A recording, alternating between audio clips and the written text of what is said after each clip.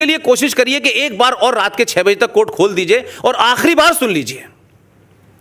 उस आतंकवादी का केस जिसको सजाए मौत हुई है, सुबह 6 बजे तक कोर्ट खुलती है और उसे फांसी होती है। और जब वो उसको सजा दे दी जाती है, आप ही के मुंबई का था, महाराष्ट्र का था, तो कहा जाता है कि याकूब मेनन हम शर्मिंदा हैं, तेरे कातिल जिंदा हैं। तो ये कातिल कौन थे? सुप्रीम कोर्ट के 5 जज, 6 जज। तो कंटेम्प्ट ऑफ कोर्ट तो हुआ नहीं और खुलेआम कहा गया। जेएनयू में कहा गया, जादवपुर में कहा गया, हैदराबाद में कहा गया, कहाँ नहीं कहा गया। उस दिन मुझे लगा कि शायद कंटेम्प्ट ऑफ कोर्ट जो है ये किसी गलतफहमी चिड़िया का शिकार है, इसलिए मैंने कहा कि मैं जजेस के बारे में बोलना चाहता हूँ, इस सुप्रीम कोर्ट के बारे में बोलना चाहता हूँ कि भाई आप डराएं और कंटेम्प्ट ऑफ कोर्ट में बंद कर दें कि हमने कोर्ट की अवमानना की है, करें बंद हमको। लेकिन कोर्ट इस देश की जो है वो सरकार को काम नहीं करने दे रही है। इस देश की कोर्ट जो है उनको रोहिंग्या के मानवाधिकारों का पता है, उनके बसने पर रोक लगाती हैं, बांग्लादेशी मुसलमानों के भारत में आने पर रोक लगाती हैं। लेकिन यही कोर्ट में जब कश्मीरी हिंदू पंडितों की तरफ से दिल्ली में जाता है और कहा जाता है कि आप हमारी एक अर्जी एक्सेप्ट कर लीजिए कि इसी आज़ाद भारत के अंदर 1990 में 3.5 लाख कश्मीरी हिंदू पंडितों को जिस बुनियाद पे मारा गया, रेप किया गया, कैसी विवश कहानियां हैं कि आप सुन नहीं सकते हैं। उनसे कहा गया कि कम से कम आप हमारी अर्जी सुन के इसके ऊपर बातचीत तो करिए, इसको सुनवाई तो करिए। कम से कम 3.5 लाख लोग जो वहां से भागे हैं, जिसमें कई हजार मारे गए हैं, कई हजार बेघर हो गए हैं, उसके बाद इतने लोग मर चुके हैं। एक FIR, एक कोई शिकायत तो किसी थाने में दर्ज करा दीजिए पूरे कश्मीर में। आज तक 3.5 लाख कश्मीरी पंडितों में से इतने मारे गए, इतनों का रेप हुआ, लेकिन पूरे जम्मू कश्मीर में एक FIR किसी के नाम की नहीं है, छोटी सी भी नहीं है, एक गिरफ्तारी नहीं है। तो सुप्रीम कोर्ट ने कहा कि 1990 का केस है, अब तो उसके कागजात भी नहीं है हमारे पास। अब इस पे क्या कहा जाए? तो सुप्रीम कोर्ट को मुंबई की दही हांडी की लंबाई कितनी होनी चाहिए इसकी चिंता है। सुप्रीम कोर्ट को महाकाल में कितना पानी चढ़ना चाहिए इसकी चिंता है। जलीकट्टू की चिंता है, धारा 377 की चिंता है। हम कह रहे हैं धारा 370 पे बात करो, वो कहते हैं नहीं 377 पे बात करेंगे। भाई इसकी भी चिंता है उनको। तो क्या सुप्रीम कोर्ट इस देश में एक ऐसी अनार्की पैदा करना चाहती है कि लोग सड़कों पर न्याय करने लगे? क्या मेजॉरिटी जो इस देश की सुप्रीम कोर्ट पे यकीन करती है वो अच्छी है, बुरी है, उस सब पे बात हो सकता है, उस सब के बावजूद भी ये कहती है भाई चलिए सुप्रीम कोर्ट का फैसला है। ये वो सुप्रीम कोर्ट है जिसके कई फैसलों के ऊपर इस देश में अमल नहीं हुआ। सुप्रीम कोर्ट ने पूछा नहीं कि मैंने 6 महीने पहले हमने 3 बेंचेस की जज ने यह फैसला दिया था कि इस देश के मंदिर से, गुरुद्वारों से, मस्जिदों से लाउड स्पीकर को हटा दिया जाए, ये गलत है। वो फैसले के बारे में सुप्रीम कोर्ट ने कभी पूछा नहीं कि इसको इंप्लीमेंट हुआ कि नहीं हुआ। हमारे एक साथी ने अर्जी लगाई कि सरकार आपका जो ऑर्डर था वो देश में उसका पालन नहीं हो रहा। तो इतनी मासूमियत, जिसे मैं मक्कारी कहता हूं, हिपोक्रेसी कहता हूं सुप्रीम कोर्ट की, वो कहते हैं देखिए हमारा काम है आदेश देना, लेकिन इंप्लीमेंट तो सरकार को करना है। लेकिन कुछ कानून तो आप जो है सबरीमला पे तो आप सुबह शाम सुन के इंप्लीमेंट करा रहे हैं, पुलिस को भी डायरेक्शन दे रहे हैं, राज्य सरकार को भी डायरेक्शन दे रहे हैं, लेकिन यहां नहीं करा पा रहे आप। तो ये खास किस्म का एजेंडा है कि कुछ खास किस्म के लोगों को छूट है इस देश में गाली देने की, आज़ादी के नाम पे, लिबरल के नाम पे, माइनॉरिटी के नाम पे। लेकिन बाकी जो कुछ है इस देश में कानून से, रूल से जो चलना है वो इस देश की मेजॉरिटी को चलना है। तो आपने 1990 में जिन कश्मीरी पंडितों को मार के भगाया गया उनके बारे में सुनवाई करने से मना कर दिया। अब मैं आपको इस देश में जो हमारे साथ कॉन्स्टिट्यूशनल फ्रॉड 2 हुए हैं, जिसकी बात आप सबको पता होगी, एक में मैं भागीदार हूं, उसकी बात मैं ज़रूर आपसे करूंगा। और मुझे बड़ी खुशी है कि आपके महाराष्ट्र के मेरे एक साथी जब वो मुझे दिल्ली में मिले थे तो मैंने उनके पास ये जो सावरकर की जो आपने मुझे आज स्टेचू दी है इतनी बड़ी, वो छोटी सी एक मूर्ति उनके कमरे में रखी रहती थी। और मैं जहाँ पला बड़ा, आप जानते हैं कि मैं कितना सावरकर जी के बारे में जानता हूँगा, मेरा तो कोई उस तरीके का बैकग्राउंड ही नहीं था, वहाँ माहौल भी नहीं था। वो हिंदू महासभा के थे, यंग थे, और उनके कमरे में सावरकर की वो छोटी सी मूर्ति रखी थी। अकेला रहता था दिल्ली में, उस घर परिवार बहुत अच्छा था, यहीं नासिक के महाराष्ट्रियन थे वो, और उसके परिवार में बड़े लोग कोई विदेश में थे, सब बड़ा अच्छा परिवार था, पैसे वैसे की भी कोई कमी नहीं थी। उस आदमी ने अपना जीवन जो है बगैर शादी करे वो आ गया। दिल्ली में एक ऐसे ही किसी जगह मुलाकात हो गई, तब मैंने बहुत कुछ उसको समझा। और उस वक्त मैं नौकरी में था, तो मुझे हर दूसरे तीसरे दिन पाकिस्तान जाना होता था। तो लाहौर की एक डिबेट के अंदर बातचीत चल रही थी, तो मुझसे कुछ लोगों ने, जो हमारे वहाँ मित्र थे, उन्होंने कहा कि पुष्पिन साहब, आप जम्मू कश्मीर की बात करते हैं, धारा 370 की बात करते हैं, लेकिन आपके संविधान में, आपके आइन में, जम्मू कश्मीर के संविधान में एक धारा है 35A। क्या आप जानते हैं इसके बारे में? मैंने उनसे सपाट मना करा, मैं तो जानते ही नहीं, मुझे पता भी नहीं है, ना मेरा लीगल बैकग्राउंड है। लेकिन वो बात मेरे दिमाग में घूमती रही बहुत दिन तक कि ये आखिर क्या ऐसी चीज़ है जो मुझे नहीं पता, इस देश में कभी उसकी चर्चा नहीं हुई, लेकिन इसको कभी किसी ने बताया भी नहीं। मैं आया और उस जो मेरे साथी थे, संदीप कुलकर्णी, नासिक के रहने वाले थे, सावरकर के बड़े ज़बरदस्त भक्त थे और मुझे बहुत कुछ समझाया करते थे हिंदुत्व के बारे में, मैं सुनता रहता था उनसे। मैंने उनसे जिक्र किया, मैंने कहा यार मैं तो एक ऐसे नौकरी में हूँ कि मैं ये PIL वगैरह डालूंगा तो सरकार को तकलीफ़ हो जाएगी, आप, मैंने कहा, एक संगठन बनाइए और करिए, मैं सारी इसकी बैकिंग आपको देता हूँ।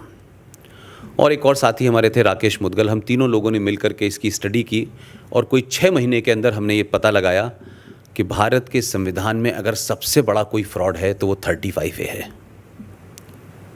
अब ये 35A है क्या?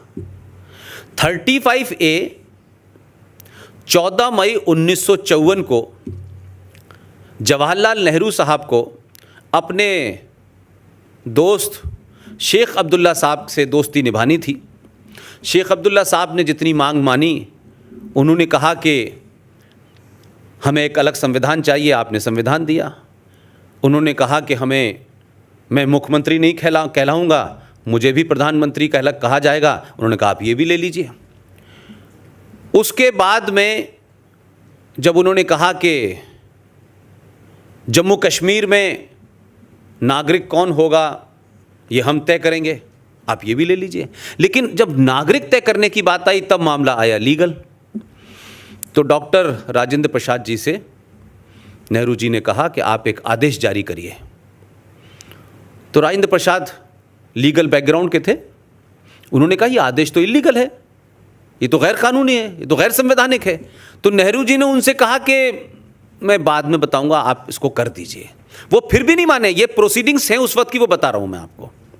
उस पे उन्होंने कहा कि अगर आप इसको नहीं करेंगे तो मैं कांग्रेस के अधिवेशन में पास करा लूंगा। फ़कत यह है कि उनको साइन करने पड़े और वो 14 मई 1954 को भारत के संविधान में एक 35A नाम की धारा बन गई। और पिछले 70-80 सालों से उस धारा के बारे में भारत के पार्लियामेंट के किसी सदन में ना उसे रखा गया, ना उस पर चर्चा हुई, ना उसे पास किया गया, और वो एज इट इज़ बनी हुई है। ये 35A है क्या? ये आदेश क्या था? इस आदेश के तहत जम्मू कश्मीर राज्य की सरकार को ये धारा ताकत देती है कि वो जम्मू कश्मीर राज्य की सरकार जिसको चाहे जम्मू कश्मीर की नागरिकता दे या ना दे।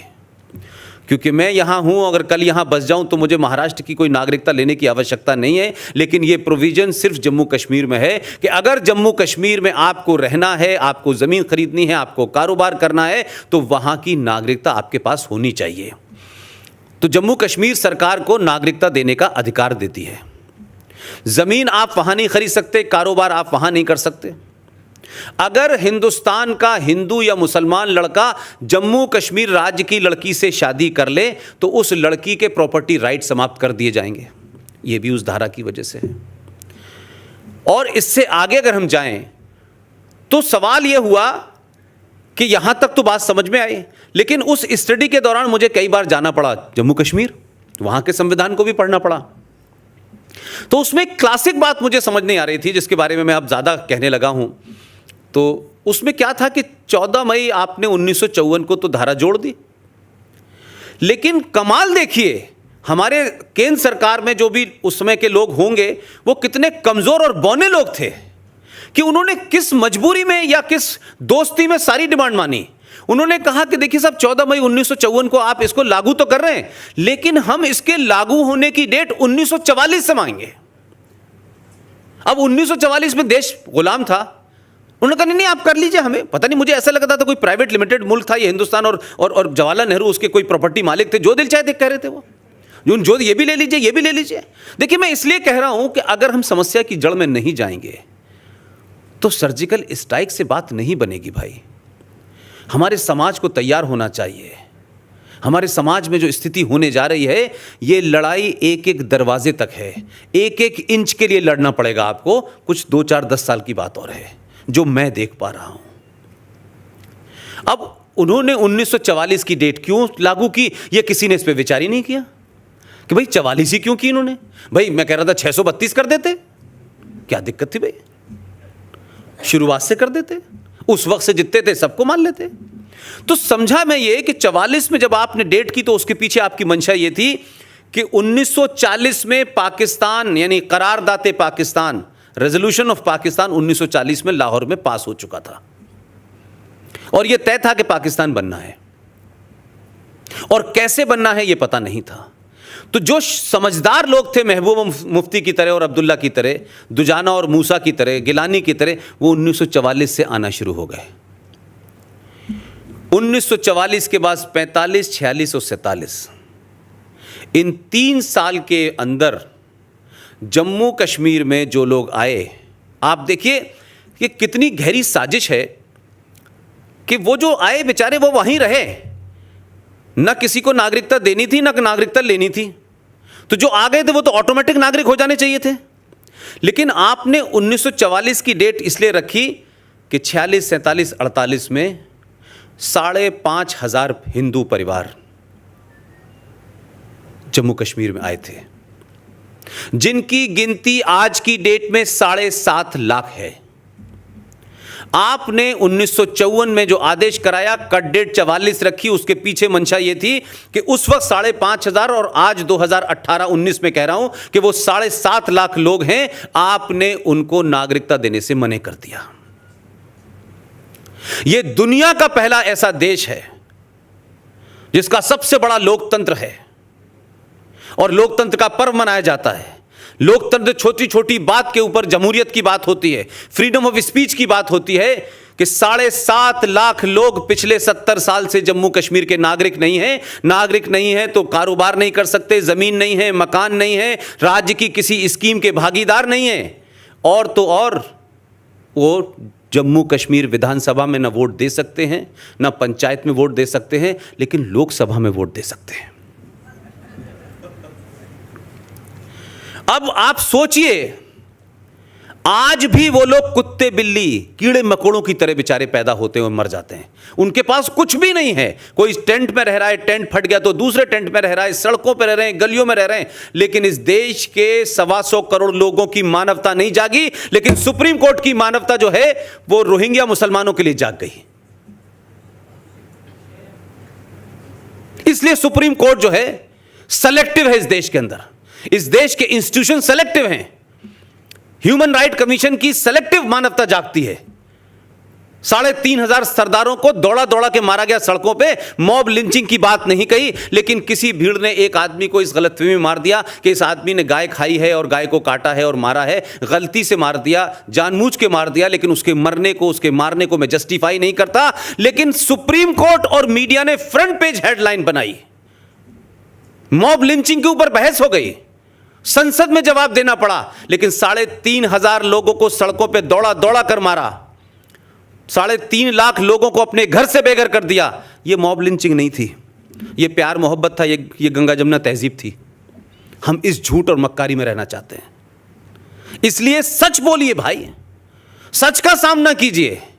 जो हमारे पूर्वजों ने गलतियां की हैं, जाती तौर पे की, सामूहिक तौर पे की, किसी कारण से की, उसी का परिणाम हम भुगत रहे हैं। और अगर ये सच्चाई आज आपको समझ आ रही है तो ये मान के चलिए कि आपके समय कम है, लेकिन आपकी आने वाली जनरेशन के सामने